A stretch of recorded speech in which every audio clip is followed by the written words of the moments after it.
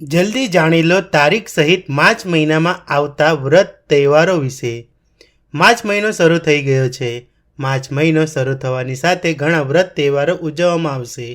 ઘણા લોકો માર્ચ મહિનામાં ફક્ત હોળી ધૂળેટી વિશે જ જાણે છે, પણ માર્ચમાં ઘણા એવા વ્રત તહેવારો આવે છે જે બધાએ જાણવા જોઈએ.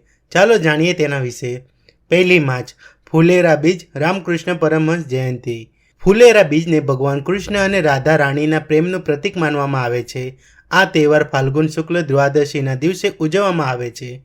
3 માર્ચ વિનાયક ચતુર્થી. 7 માર્ચ હોળાષ્ટક પ્રારંભ, દુર્ગાષ્ટમીનું વ્રત.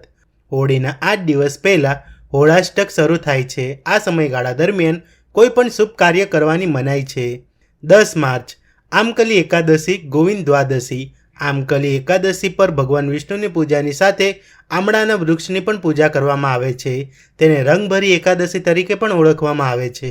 11 માર્ચ ભૌમ પ્રદોષ ઉપવાસ. પ્રદોષના દિવસે ભગવાન શિવ અને માતા પાર્વતીની પૂજાનું વિશેષ મહત્વ હોય છે. આ દિવસે ઉપવાસ રાખવાથી પારિવારિક જીવનમાં સમૃદ્ધિ આવે છે.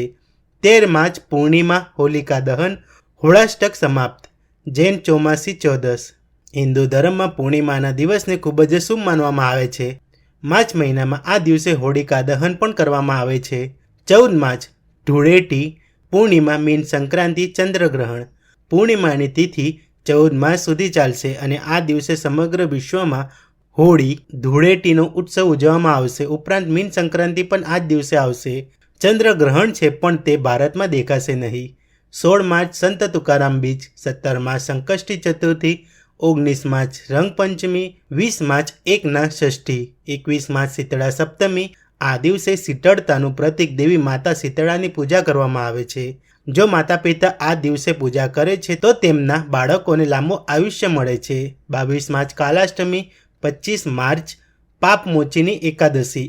આ એકાદશીનું નામ જ આપણને કહે છે કે આ ઉપવાસ પાપનો નાશ કરે છે. આ દિવસે ભગવાન વિષ્ણુ અને દેવી લક્ષ્મીની પૂજા કરવામાં આવે છે. 27 માર્ચ પ્રદોષ વ્રત. 29 માર્ચ અમાસ સૂર્યગ્રહણ. સૂર્યગ્રહણ પણ ભારતમાં દેખાશે નહીં.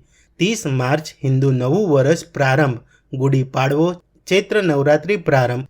આ દિવસથી હિન્દુઓનું નવું વર્ષ શરૂ થશે અને ચૈત્ર નવરાત્રિનો પવિત્ર તહેવાર પણ શરૂ થશે. 31 માર્ચ ગંગોર પૂજા, ગૌરી મનોરથ તૃતીયા, રમજાન ઈદ.